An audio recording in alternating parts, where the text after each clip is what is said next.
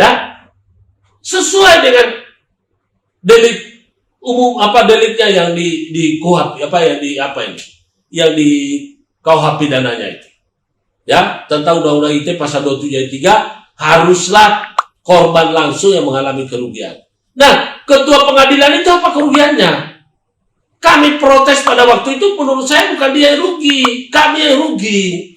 Karena putusan pengadilan pada waktu itu hakim mempertimbangkan dengan menyeludupkan saksi ahli.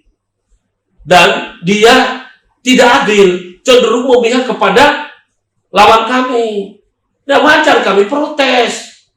Seharusnya yang namanya ketua pengadilan itu harusnya pakai akalnya. Ya, pakai akal. Harusnya dia panggil dulu anak boy, kenapa ini kok bisa ribut-ribut? Kenapa gini-gini? Jangan langsung lapor. Lalu apa?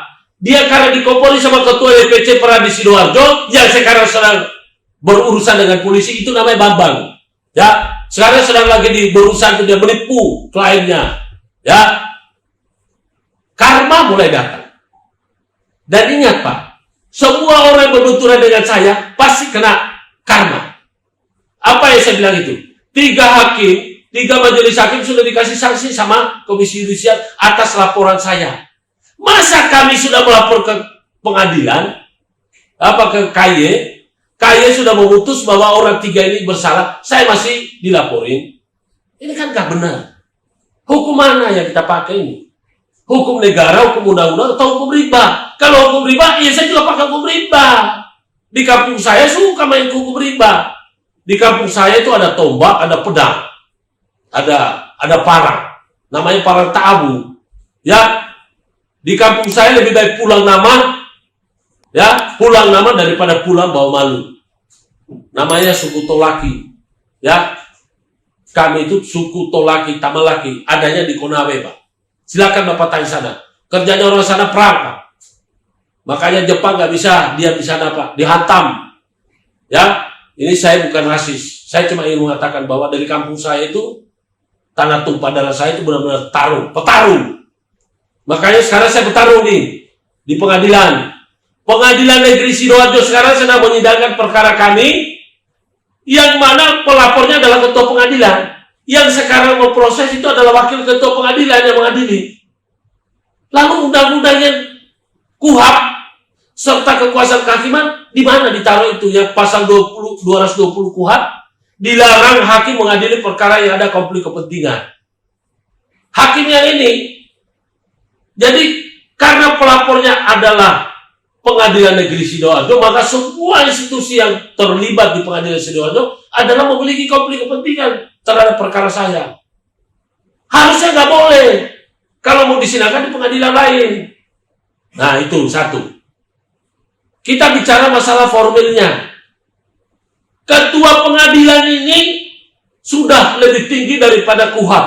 Kenapa? Di KUHP itu sudah jelas mengatakan bahwa pelapor harus di BAP, harus diperiksa. Nah, ini pelapor, ketua pengadilan Negeri Sidoarjo Wayan siapa nih? Wayan, udah gak ingat siapa namanya? Itu Wayan itu, ya, dia belum pernah di BAP. Kami sudah jadi terdakwa. Inilah hukum-hukum yang kayak gini yang harus dilawan, Pak. Jadi kepada bapak-bapak para pembuat kebijakan, ya, saya Guntur Laremba, aktivis pembuat penggiat hukum pejuang kebenaran, siap tarung. Saya nggak takut, Pak. Jangan dikira saya takut. Dan bapak-bapak perlu saya kasih tahu para pembuat hukum, pembuat ketentuan. Manakala masyarakat sudah tidak takut kehilangan nyawa, nggak usah diancam dengan pidana. Penjara itu tahanan sudah tidak takut. Kalau orang sudah tidak takut kehilangan nyawa, sama seperti saya. Makanya saya minta kepada hakim, sediakan regu tembak. Jadi kepada seluruh masyarakat Indonesia yang nonton video ini, Anda yang sedang menjadi terdakwa di pengadilan, ingat-ingat, kalau Anda tidak bersalah, ya, kalau Anda tidak merasa bersalah, tapi Anda dihadapkan di pengadilan, ingat, pengadilan itu sebetulnya adalah ruang lingkupnya terdakwa. Terdakwa punya hak di sana untuk mempertahankan hak asasinya. Dan para hakim, jaksa itu harus memastikan bahwa terdakwa punya hak itu dijunjung tinggi oleh negara. Karena hakim dan jaksa maupun penyidik itu adalah perangkat negara yang harus memastikan bahwa hak asasi manusia yang dibawa di permukaan sidang itu harus dihormati. Jadi sekali lagi, saya minta kepada anda-anda yang nonton acara ini, sebarluaskan. Ya, sebarluaskan. Kalau perlu kepada Pak Kapolri, kepada Pak Mahkamah Agung, kepada Pak Mahfud MD, kepada Jaksa Agung, kepada Bapak Presiden. Sebarkan. Ini adalah edukasi yang paling positif. Ya, saya berani menunjukkan kepada anda. Semenjak saya biasa live, hari-hari saya mendapatkan telepon dari masyarakat minta bantuan, meminta saran.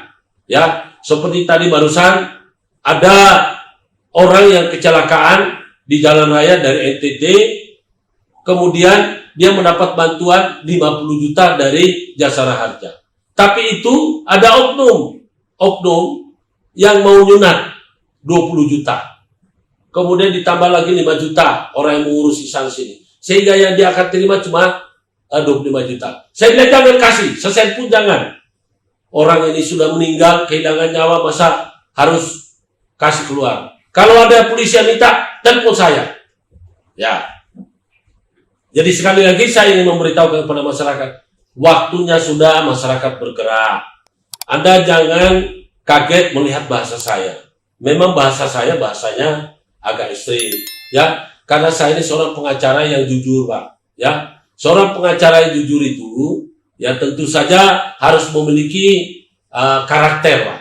Ya, pertama seorang pengacara yang serius, ya dia harus sehat jasmani dan rohani.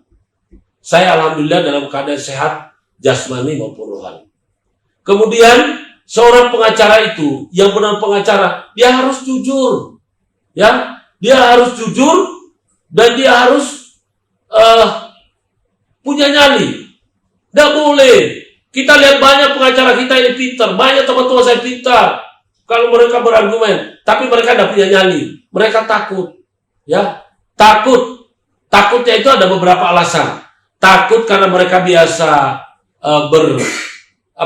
biasa bernegosiasi atau biasa 86 dengan hakim ataupun jaksa ataupun polisi, sehingga mereka tidak berani bicara vokal seperti saya. Saya berani bicara vokal karena saya tidak mau namanya istilah 86. Ya, kalau 86 yang positif adalah restoratif justice. Restoratif justice itu merestore, memulihkan, ya keadilan. Jadi duduk berunding itu namanya 86 yang positif. Ya, sekarang sudah diundangkan, sudah ada surat edaran Kapolri, Pak Tito, ya, SE 8 Romawi, _Romawi 7, _2018. Dan dari Jaksa Agung sudah mengeluarkan juga surat yang namanya Peraturan Jaksa Agung nomor 15 tahun 2020 tentang restoratif justice. Tetapi 86 dengan cara-cara yang nggak benar itu merugikan apa? Merugikan salah satu pihak, ya. Menyuburkan namanya korupsi, kolusi, ya.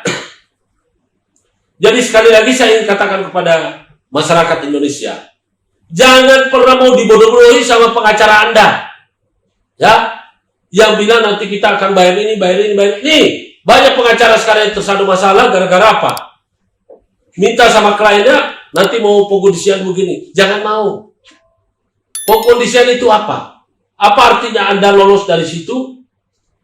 Padahal Anda memang harus lolos. Anda membayar. Lebih baik uang itu kasih ke saya bantu carikan jalan supaya Anda kurang hukuman. Toh itu orang-orang yang di ini, yang menyogok sekian puluh miliar, ratusan miliar, itu bahkan masih tetap dihukum dengan berat.